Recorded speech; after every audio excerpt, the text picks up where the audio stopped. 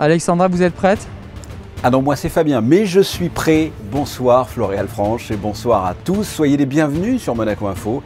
J'espère que vous avez passé d'excellentes fêtes de Noël et que vous allez entamer la dernière semaine de l'année comme il se doit. Que s'est-il passé cette semaine sur votre chaîne? Êtes-vous prêts? Petite séance de rattrapage avec ce best-of. Quel est votre constat à l'hôpital? C'est clairement monté en charge avec une fréquentation beaucoup plus importante du service des urgences et des entrées beaucoup plus importantes, que ce soit dans le service d'hospitalisation conventionnelle ou en réanimation, donc de patients qui présentent cette forme d'infection Covid avec un retentissement respiratoire et qui nécessite une hospitalisation. Donc on est clairement bien dans cette 5e vague. On ne sait pas si on est déjà au plateau ou en tout cas où est-ce exactement qu'il se situe. Les 5 patients en réanimation aujourd'hui sont tous non vaccinés, donc aucun n'a eu la moindre dose de vaccination, donc 5 patients non vaccinés. Et pour vous donner aussi quelques éléments de chiffres, le plus jeune a une 50aine d'années et aucun de ces 5 patients n'a plus de 80 ans. Donc ce sont quand même des patients qu'on peut considérer quand même comme relativement jeunes. Encourager la vaccination des jeunes, c'est une bonne chose pour casser la chaîne de transmission, mais personnellement, ça reste quand même un petit peu problématique s'il y a quand même une frange de population qui, pour le coup, est la population à risque et qui, pour le coup, vient saturer le système hospitalier. Donc si cette frange de population n'est pas plus vaccinée, c'est à mon sens un peu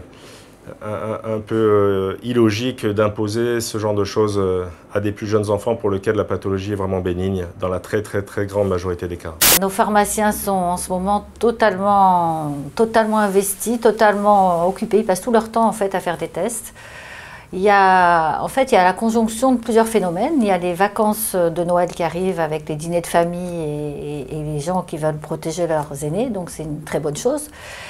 Il y a les tests qui ont une validité qui est passée de 3 jours à 1 jour, donc ça augmente la fréquence du besoin. Il y a l'Italie qui a demandé des tests même pour les personnes déjà vaccinées. Vous avez les gens qui souhaitent partir en vacances. J'ai fait un rapide sondage en fait. Il semblerait qu'il y ait environ 5% de cas positifs en fait, dans ces tests. Et quand je vous disais une augmentation très significative, en octobre, il y avait à peu près 1500 tests par semaine réalisés par les pharmacies de Monaco. En novembre, 1700. Il y a 2 semaines, il y en avait 2700. Et la semaine dernière, 4000.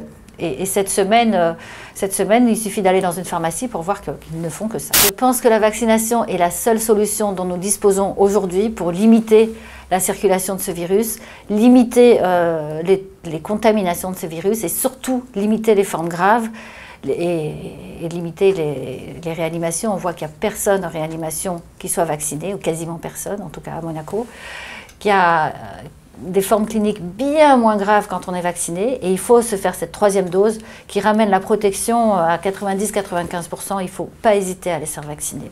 Alors, Noël s'appelle Noël, en fait c'est un dérivé de dies natalis, donc du latin, donc natale encore en italien, et ça a dérivé avec le vieux français et c'est devenu Noël, donc ça veut dire naissance. Et pourquoi cette date-là? C'est parce que avant, il y avait déjà, bien avant le christianisme, des fêtes, notamment à l'époque de l'Empire romain, qu'on appelait les Saturnales, et qui célébraient à peu près à ce moment-là, au moment du 25 décembre, le Sol Invictus, c'est-à-dire le soleil invaincu. Le sens profond de cette fête, c'est le sens d'un Dieu qui s'appauvrit, qui se rend pauvre parmi les pauvres, qui vient partager notre condition humaine. Et ça, c'est une immense joie. Et d'ailleurs, dans la nuit de Noël, nous disent les évangiles, les bergers ont l'apparition d'un ange, les bergers autour de Bethléem, qui leur dit une grande joie pour l'humanité, pour les hommes de bonne volonté, un sauveur vous est né. Les boîtes de Noël, elles sont venues, c'est un concept très simple, c'est que chacun puisse préparer un cadeau dans une boîte à chaussures vide et mettre dedans quelques objets qui peuvent être quelque chose de doux, quelque chose d'attentif, quelque chose de chaud. En fait, une attention tout simplement pour les personnes qui ne reçoivent pas toujours un cadeau, comprenant les personnes qui se trouvent dans la rue, qui sont sans domicile, et aussi quelques étudiants qui sont en grande précarité. Cette année, c'est doublement un succès puisque on a à peu près 210 boîtes récoltées, alors que l'année dernière, 60 boîtes. On a 110 boîtes à peu près pour les femmes, une 70 pour les hommes et une trentaine pour les enfants. C'est très émouvant de voir la manière où ces cadeaux sont accueillis parce que je crois qu'on retrouve le même émerveillement qu'un enfant qui reçoit un cadeau, qui découvre d'ouvrir et ne sait pas ce qu'il y a dedans. Et je crois que c'est vrai que ça nous ramène à notre cœur d'enfant. Et je crois que c'est important d'apporter cette chaleur, cet amour envers ces personnes qui n'en ont pas tout au long de l'année. Nous sommes dans ce qu'on appelle dans le jargon postalo-postal en peak période. C'est rien d'autre en fait que le rush au niveau courrier et surtout colis en cette période de fin d'année. Donc c'est quelque chose d'habituel, hein, je veux dire chaque fin d'année, avec une activité en forte croissance et un dynamisme surtout au niveau de l'activité colis. Et bien entendu, cette activité est renforcée depuis les 2 dernières années, parce que Covid étant, tous les achats par Internet véritablement ont explosé, et ce qui nous donne un surcroît d'activité au niveau de la distribution colis. Il faut mettre des moyens supplémentaires, que ce soit des moyens humains ou des moyens logistiques proprement parlés. Nous avons 5 véhicules supplémentaires d'une dimension de 6 mètres cubes qui nous permet concrètement d'écouler en fait, ce surplus d'activité au niveau de la distribution de colis. Moyens humains aussi. Nous avons embauché depuis le mois de novembre 5 personnes supplémentaires dédiées à la distribution essentiellement de colis.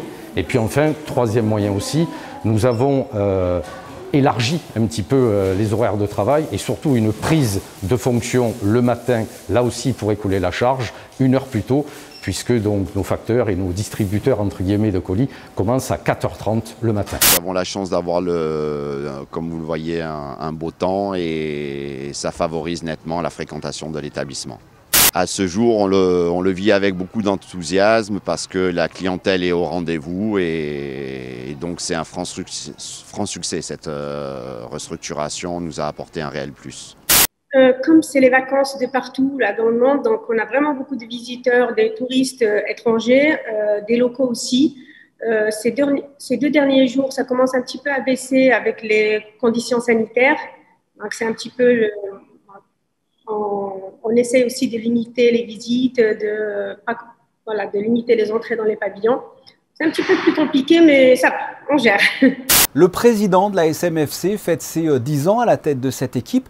Qu'est-ce que vous retenez, vous, de ces 10 ans? Ça va de l'arrivée du président en Ligue 2, la remontée en Ligue 1, dans la foulée la qualification en Champions League et le titre en 2017. Mathématiquement, on n'est qu'à 4 points de la 2e place.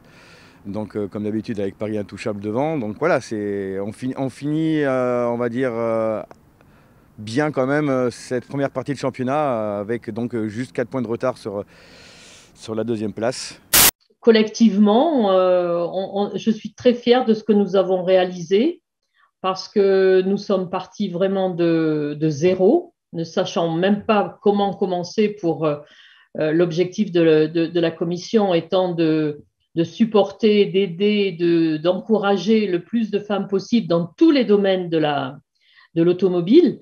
Et donc, c'était un vaste sujet quand on s'appelle la FIA, c'est-à-dire qu'on travaille avec le monde entier. On a développé sur les 12 ans des projets aussi bien éducatifs que promotionnels, que sportifs.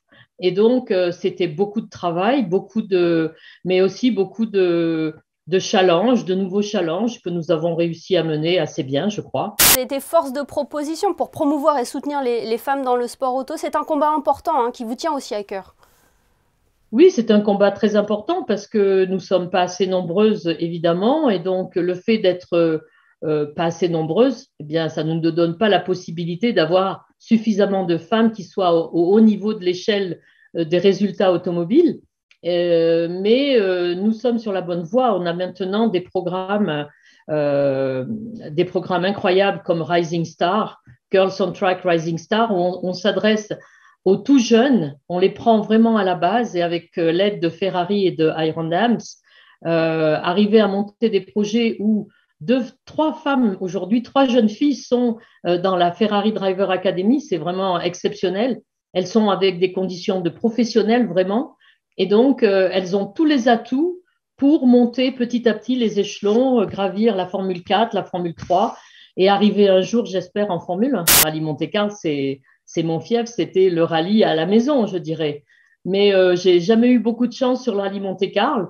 Par contre, c'est une épreuve fabuleuse que tous les pilotes ont envie de gagner parce que les challenges sont divers en fonction de la météo, des conditions, des choix de pneus qu'il faut faire et du parcours qui est très sélectif et très difficile. Donc, c'est un rallye vraiment incroyable, quoi. Vraiment qu'on attend avec impatience. Et puis cette année, avec les nouvelles voitures hybrides, c'est vraiment un nouveau challenge pour Monte-Carlo. Voilà pour l'essentiel de cette semaine. Vous l'attendez, je sais, avec impatience. Elle a été élue meilleure séquence de l'année 2021 dans le New York Times. Je dis absolument n'importe quoi. Dans tous les cas, elle est très drôle. Voici votre séquence réseaux sociaux et on se retrouve après ça. Hey, excuse me. Nala, are you doing dishes? I hope so.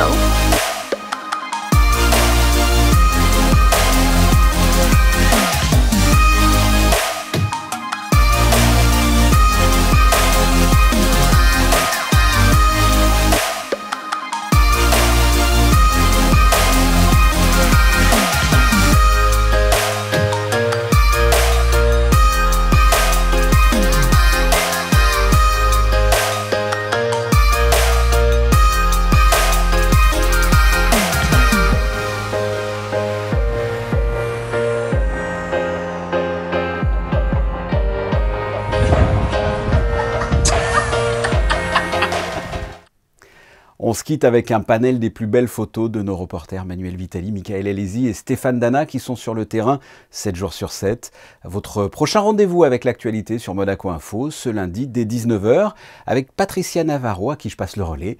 Je vous souhaite une excellente fin de soirée, passez de bonnes fêtes et on se retrouve l'année prochaine. À très bientôt. Au revoir.